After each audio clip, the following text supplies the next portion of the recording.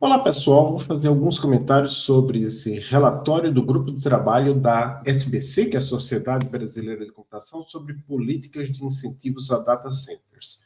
E agora de 2026, não sei a data exata que saiu, mas o documento está aberto no site da Sociedade Brasileira de Computação, que tem um conselho da SBC, mas os autores são as pessoas do grupo de trabalho da SBC sobre políticas de incentivos a data centers. Então, não é a opinião, até onde eu sei, não é a opinião da SBC, é a opinião desse grupo de trabalho.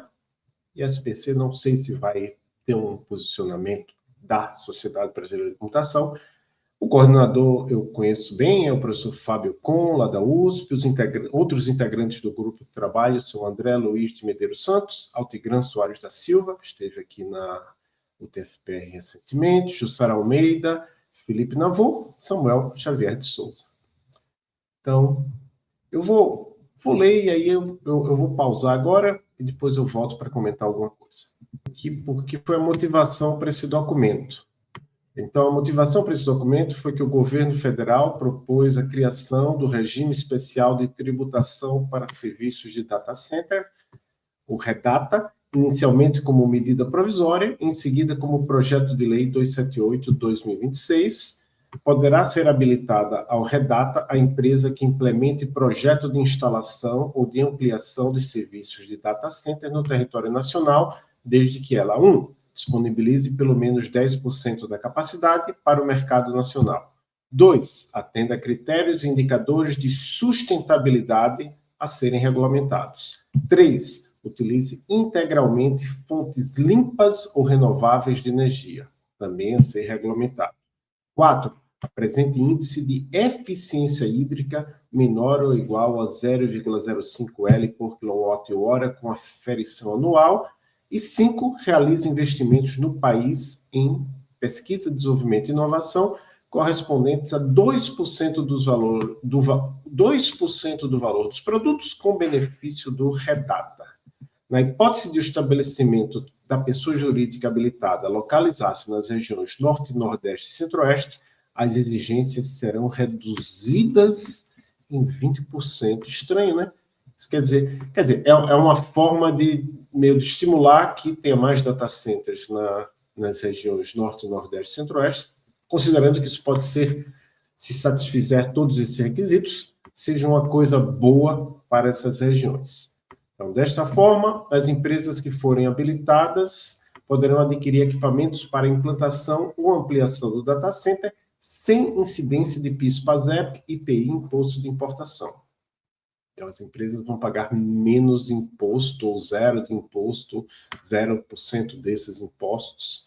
Esse grupo de trabalho examinou a legislação proposta, acompanhou as discussões na imprensa e na sociedade e ouviu especialistas de economia, do setor empresarial e da academia. Não tivemos acesso nem conhecimento de nenhum estudo que embasasse os parâmetros propostos na legislação, o que fragiliza a definição desses parâmetros e aumenta o risco de ineficiência ou de impactos negativos. Ficou claro para o GT que políticas públicas no espírito desse projeto de lei são bem-vindas, mas será absolutamente fundamental uma regulamentação cuidadosa e criteriosa, pois a instalação irresponsável de data centers pode acarretar grandes prejuízos à população e ao meio ambiente. Portanto, para definir o modelo de regulamentação, será essencial a participação não só do governo e das empresas do setor, mas também da sociedade civil, de especialistas em TI e sustentabilidade e de entidades que representem a comunidade de pesquisa, desenvolvimento e inovação, como a SBC. Então, isso aqui me parece ser um resumo do que vem a seguir no documento. Gostei desse resumo.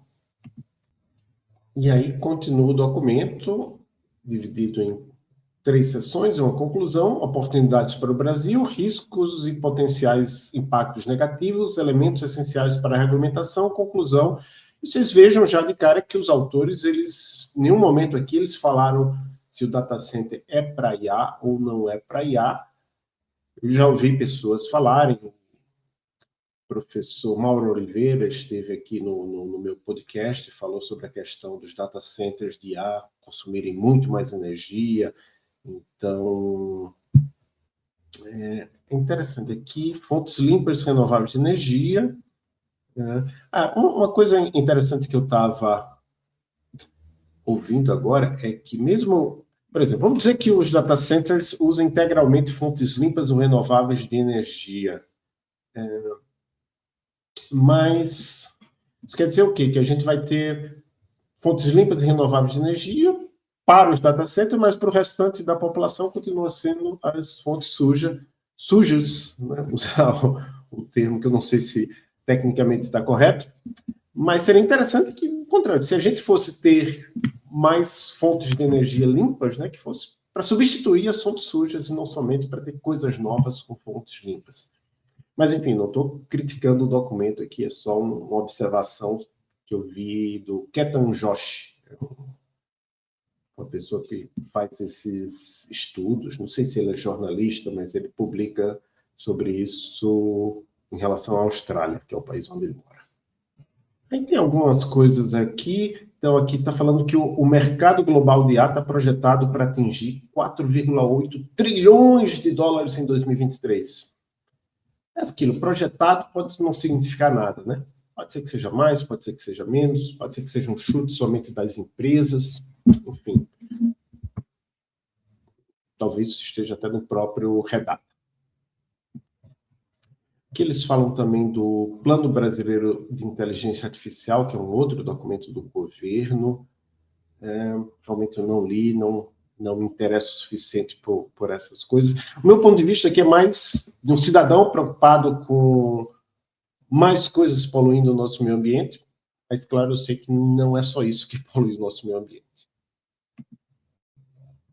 Aqui eles falam que a expansão dessa infraestrutura de data centers poderia ser boa para as universidades e startups, porque aí elas poderiam ter acesso a recursos computacionais robustos, porque a gente sabe que muitas empresas, até mesmo o governo, muitas vezes, quando precisa de recursos computacionais, tem que usar nuvem de empresas estadunidenses, então nossos dados estão indo para o exterior, enfim. Aqui tem aquela observação de que, olha, a região Nordeste, em particular, destaca-se pela abundância de energia eólica e solar, além da posição estratégica de Fortaleza como ponto de conexão de cabos submarinos, os cabos que levam a internet do Brasil para outras partes do mundo e que trazem os dados da internet de outras partes do mundo. Aí, claro, provavelmente quem entende mais dessas energias do que eu vai falar, olha, energia eólica e solar é menos ruim que as outras energias, mas também tem problemas. Então, as pessoas que vivem perto de usinas de energia eólica sofrem também. Não sei a questão do solar, mas eu acho que a eólica eu já ouvi falar, eu acho que tem já bastante lá no Ceará, mas também as pessoas reclamam que, apesar de ser limpa, na verdade é mais limpa, não é 100% perfeita. Então, aqui tem uma questão que o professor Mauro Oliveira falou no nosso podcast, que é a questão de que se você vai ter isso, no mínimo que tenha dinheiro para a gente usar em pesquisa, desenvolvimento e inovação. E aí vem aquela preocupação, né? Será que vão usar mesmo para isso? Ou vão pegar esse dinheiro e desviar para outras destinações? Então, essa é uma preocupação que nós, como sociedade civil, devemos ter, obviamente. Aqui tem um ponto que eu gostei, que é a oportunidade dos novos data centers reside na criação de uma base material para a soberania tecnológica. Então, se a gente vai ter data centers aqui no Brasil, ok, uma parte vai servir às empresas do exterior, mas é importante que uma parte significativa seja para o uso do governo e o uso das empresas brasileiras que, no momento, dependem de data centers do exterior. Então, aqui um ponto bem importante, que é importante que a implantação de data centers ocorra prioritariamente em regiões com geração e transmissão de energia elétrica em abundância. Aqui tem também que o Brasil possui várias usinas hidrelétricas espalhadas pelo país o que permite a implantação de data centers após uma análise aprofundada da disponibilidade de energia. Claro, né? Realmente eu não sei como é que está a disponibilidade de energia das nossas usinas hidrelétricas, e tem aquela questão, Belo Monte foi uma usina hidrelétrica, né? Eu acho que é a usina hidrelétrica, né? Belo Monte, não lembro mais. Mas, enfim, foi toda aquela confusão, porque destruiu o meio ambiente em várias regiões. Acho que é hidrelétrica mesmo. Aqui tem a questão da água, né? É importante que a água circule em um sistema fechado para gastar o mínimo possível. Aqui tem que ter cuidado para que os data centers tenham sistemas de segurança de alto padrão para prevenir acessos indevidos e maliciosos. E recomenda-se que os data centers sejam auditados no mínimo uma vez por ano para verificar o seu correto funcionamento e atender à regulamentação estabelecida. E quem que vai auditar isso? Não sei. Aqui, esse ponto também é importante, é fundamental que a regulamentação incorpore critérios rigorosos de sustentabilidade ambiental. E assim, o pessoal que está pensando em LLM está pouco se lixando para isso, né? Mas aqui, essa comissão, esse grupo de trabalho do SPC não está seguindo como todo mundo não, né? Como esse grupo aí que defende o uso de LLMs. Eles se preocupam com a sustentabilidade ambiental, e isso inclui a definição de limites e métricas para o consumo de energia, de uso de água, etc, etc, etc. O básico que nós, como seres humanos, devemos nos preocupar. Aqui, novamente, a questão de que parte da arrecadação que venha desses data centers seja revertida em investimento em pesquisa, desenvolvimento e inovação. E aqui também falando que o armazenamento e a proteção de dados sigilosos no Brasil são definidos pela Lei de Acesso à Informação, por normas técnicas do GSI, e elas devem ser consideradas na elaboração de qualquer política de incentivo a data centers. Isso aqui também é muito bom, né? Torna-se indispensável a exigência de um plano detalhado de impactos econômicos, sociais e ambientais aprovado por especialistas como condição para adesão ao regime. Eu só colocaria, eles falam lá em cima, né? Mas eu acho que colocaria como adicional, seria interessante que isso fosse, sei lá, será que é possível, né? Vai ser instalado o data center numa cidade com 100 mil habitantes. Dá para fazer uma eleição extra para perguntar às pessoas dessa cidade se elas querem o data center na cidade delas? Não sei. Isso aqui também está bom, né? Falando que auditorias independentes periódicas e a possibilidade de revisão dos benefícios em caso de descumprimento das obrigações estabelecidas. Olha, aqui aquela pergunta que eu fiz acima está respondida aqui, né? Quem vai regular? Tem a Anatel, a ANEEL, a ANA das Águas, enfim, dá para usar é o papel mesmo dessas agências reguladoras, elas têm até uma certa flexibilidade para contratar funcionários em relação ao governo federal, se não me engano. Então, como vai ter uma receita, uma parte da receita pode ir para essas agências para que elas façam a fiscalização. Então, aqui, muito importante, fica evidente que as oportunidades associadas à expansão de data centers coexistem com riscos significativos, especialmente de natureza ambiental, energética e social. E aqui eles fazem uma crítica ao próprio Redata, né? Que eles estabeleceram lá uns números, mas e aí? De onde vieram? A ausência de estudos que sustentem os parâmetros atuais reforça a necessidade de uma regulamentação cuidadosa, baseada em evidências e construída com ampla participação da sociedade. Mais do que atrair investimentos, o desafio é assegurar que esses empreendimentos gerem efeitos duradouros para o país, em particular no fortalecimento da capacidade científica e tecnológica. Então, deixa eu abrir um parênteses, né? Então, essas empresas de áreas estão querendo ter data centers em vários lugares do mundo, principalmente onde tem energia com mais facilidade, onde tem menos resistência da população, porque nos países ricos a população tem resistido, e também, claro, é mais barato, né? Talvez seja mais barato aqui do que nos países de origem dessas empresas, e a gente está falando principalmente dos Estados Unidos. Então, veja, não é do interesse desses países, das empresas desses países, fortalecer a capacidade científica e tecnológica do Brasil. É do nosso interesse. Então, a gente que tem que lutar para que, se for fazer isso aqui, seja usando esses critérios que a gente tem que estabelecer. Conclusão, uma parte um pouco repetitiva, né? Está repetindo o que está lá em cima, né?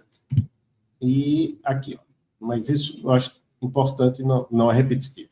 Destacamos que as considerações aqui apresentadas e discutidas refletem a posição consolidada deste grupo de trabalho, construído a partir da análise técnica, com base em evidências, na experiência acumulada do grupo e no diálogo com especialistas de diferentes áreas. Trata-se, contudo, de uma contribuição ao debate em curso, e não de uma posição definitiva ou exaustiva sobre o tema. Então, responde aquilo que eu coloquei lá no começo deste vídeo. Naturalmente, reconhecemos que o tema comporta diferentes visões e abordagens. Nesse sentido, eventuais discordâncias são legítimas e fazem parte do processo de amadurecimento da discussão pública. Encorajamos, portanto, que outras posições sejam formalizadas e apresentadas à comunidade de computação e à sociedade, por meio de análises próprias, contribuindo de forma estruturada e transparente para o debate. Eu diria até que isso não é papel somente, obviamente, da Sociedade Brasileira de Computação, de outras sociedades, de outros grupos organizados, de partidos políticos, etc. Então, concluindo, uma crítica que eu ouvi sobre esse relatório é que ele é assertivo nas intenções, mas incompleto em pontos fundamentais, além de contemporaneizador da problemática mundial de data centers de IA, ok? Não estou questionando aqui, não vou comentar as críticas, é só...